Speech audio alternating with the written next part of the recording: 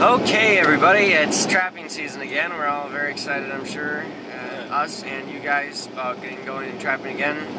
So today is 17th of October, setting day. What I always call boring day, because we don't get to catch anything, but we always have fun setting anyway. So, you know what I told Mom last night? What? This is the second hardest day of the year. Setting day and pulling day. First, she said, yeah. What's the first hardest day? Pulling traps. Pulling traps. So, last day of trapping. Yeah.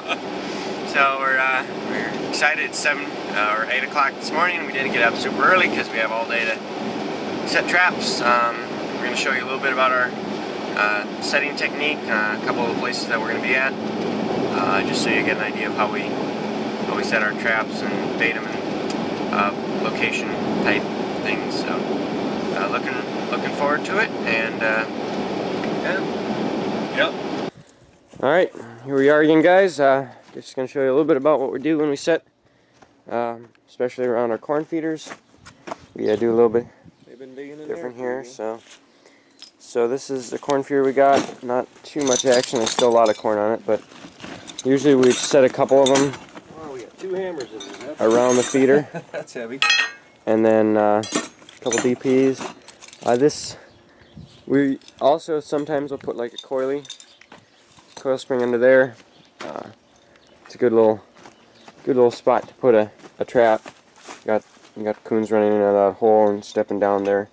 Usually can work well. So also you've got a little bit of a trail going through here. Not much, but it actually catches quite a few.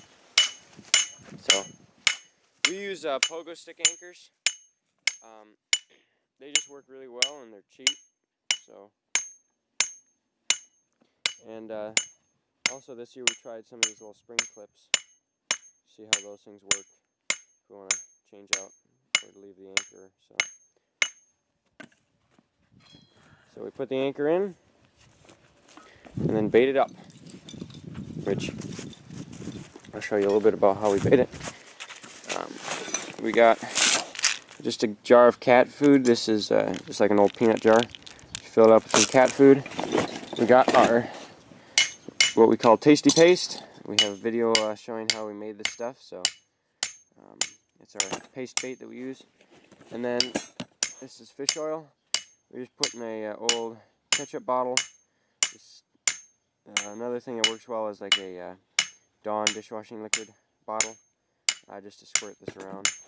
And then also make sure you have a spoon for dishing out the paste bait. So Dad will show you how we bait that up in here. The stuff is real quick. Doesn't take long at all. Just set the trap. We always set them by hand just because it's not that hard. Pour the cat food in, and what we do is we just pour it up to the trigger, just about the level of the trigger inside of the trap. Any higher, and then they probably won't dig far enough down to get to the trigger and set off the trap.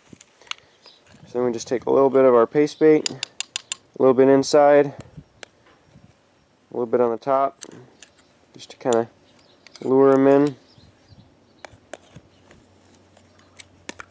Wipe off the spoon, and just take some fish oil, spread it around the area, and that's it. It's real simple and works pretty good, right, Dad? Yes, sir. So it's 10 o'clock right now. We got 38 traps, I think, we set so far.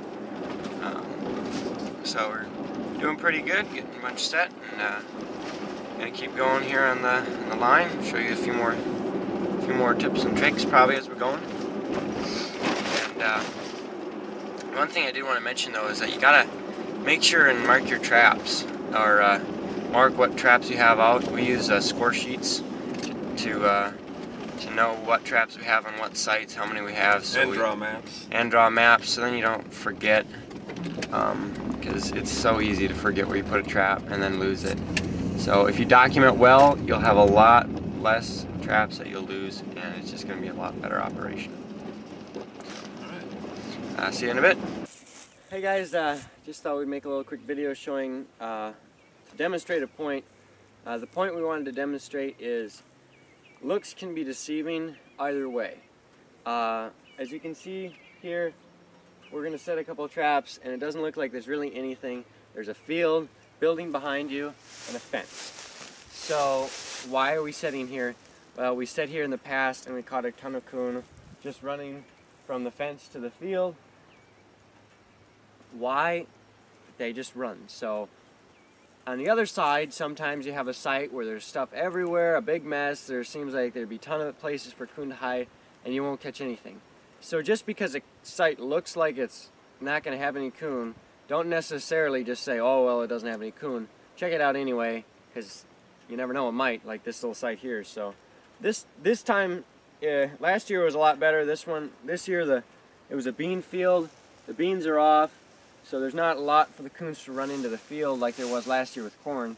But we're going to set here anyway and see if we can get something, and definitely we'll give you an update on how we did. So just keep that in mind, that you never know what a site will be until you trap it. So yeah, hopefully we'll catch something this year. If not, oh well. Hey guys, it's Mark and Eric again, and we're on our way home from trap setting. It's about lunchtime, going in for lunch break, and we got all of our southern sites set, so that was good,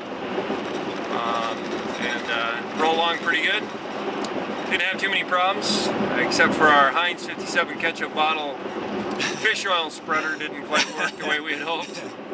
So the fish oil spreader, that's a fancy name for trying to contain the oil better than last year. yeah, Dawn dishwashing soap bottle works pretty good, because as the fish oil freezes, it gets thick. It works all right. So anyway, we're on our way back and have lunch, and then we're going to get back onto it and set some other sites later on. So we will talk at you later. Bye. Bye. Well, everybody, we're almost done with the trap line. It's 4:13 right now. We have one more site we're going to set before the day is out.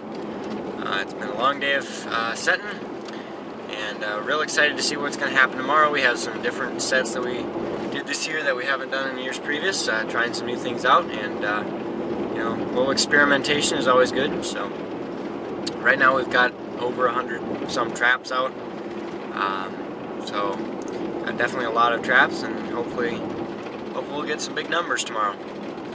So we'll make another video tomorrow showing our catch, and see you then.